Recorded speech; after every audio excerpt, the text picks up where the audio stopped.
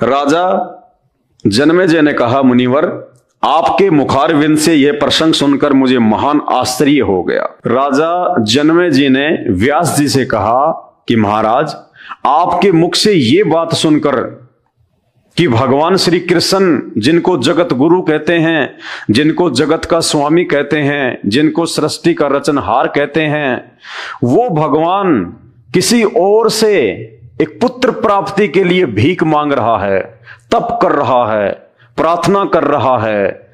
यह बात सुनकर मुझे बड़ा आश्चर्य हो रहा है। जगत गुरु श्री कृष्ण में सारी शक्तियां निहित थी, फिर भी उनका पुत्र प्रसव गृह से हर लिया गया, यानी श्री कृष्ण जी का बेटा चोरी कर लिया गया।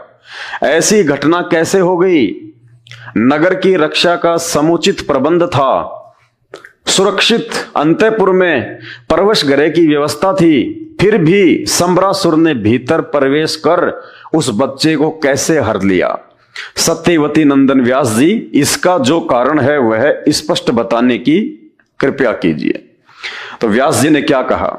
व्यास जी कहते हैं, राजन, माया में अनुपम शक्ति है, मानवों को मूढ़ बना देना इसका स्वाभाविक गुण है।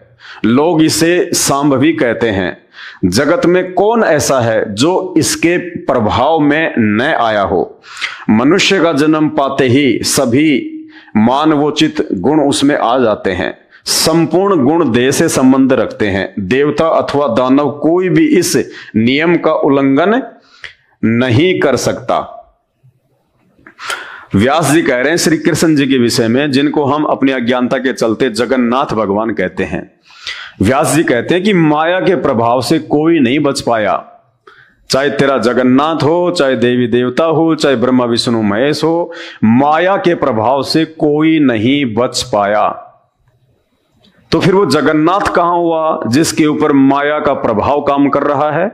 ये माया कौन है जिसने जगन्नाथ के ऊपर भी अपने डोरे डाल रखे हैं, जो जगन्नाथ को भी भ्रमित कर देती है, उसकी भी बुद्धि को चेंज कर देती है? तो फिर वो जगन्नाथ से बड़ी तो माया हुई, जिसका प्रभाव उस जगन्नाथ के ऊपर भी श्री व्यास जी बता रहे हैं।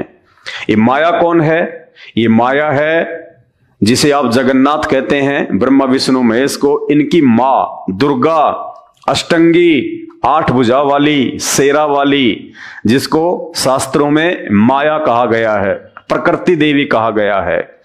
यह है वो माया जिसकी शक्ति से ये तीनों देवता ब्रह्मा विष्णु महेश, ये 3 लोक की सृष्टि एज ए मैनेजर के रूप में संचालित करते हैं।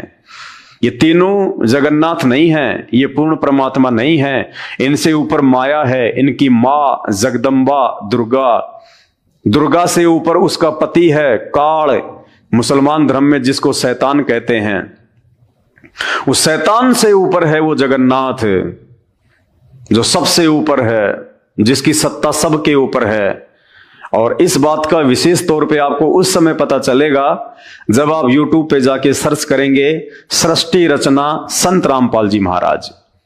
परमेश्वर रामपाल जी भगवान ने सृष्टि रचना के माध्यम से सभी देवी देवताओं की शक्ति का, उनकी प्रभुता का बिल्कुल तरतीब वाइज खुलासा किया हुआ है, हमारे ही धर्मशास्त्रों से, वेदों से, गीता जी से, इन पुराणों से। तो जब तक आप ये सृष्टि रचना को नहीं समझ लेंगे, तकरीबन 2 से 3 घंटे का वीडियो है संत रामपाल जी का, जब तक आप सृष्टि रचना को अच्छे से नहीं समझ लेंगे, नहीं जान लेंगे, आप इन प्रत्येक भगवानों की शक्ति का आइडिया नहीं लगा लेंगे, अनुमान नहीं लगा लेंगे, तब तक आप इन धर्मशास्त्रों को समझ नहीं सकते, आप इन भगवानों को नहीं समझ सकते। क्योंकि एक पुराण में तो शंकर जी को महान बता दिया गया, दूसरे पुराण में विष्णु जी को महान बता दिया गया, तीसरे पुराण में ब्रह्मा जी को सृष्टि का रचनहार बता दिया गया, और फिर आपस में यही पुराण एक दूसरे को नीचा भी दिखा रहे हैं। तो भाई और बहनों, इस अध्यात्म को समझने के लिए हमारे को संत रामपाल जी भगवान के सत्संग सुनने ही पड़ेंगे। दूसरा धरती पे कोई ऑप्शन है ही नहीं जो हम भक्ति और भगवान को समझ सकें, धर्म ग्रंथों को समझ सकें।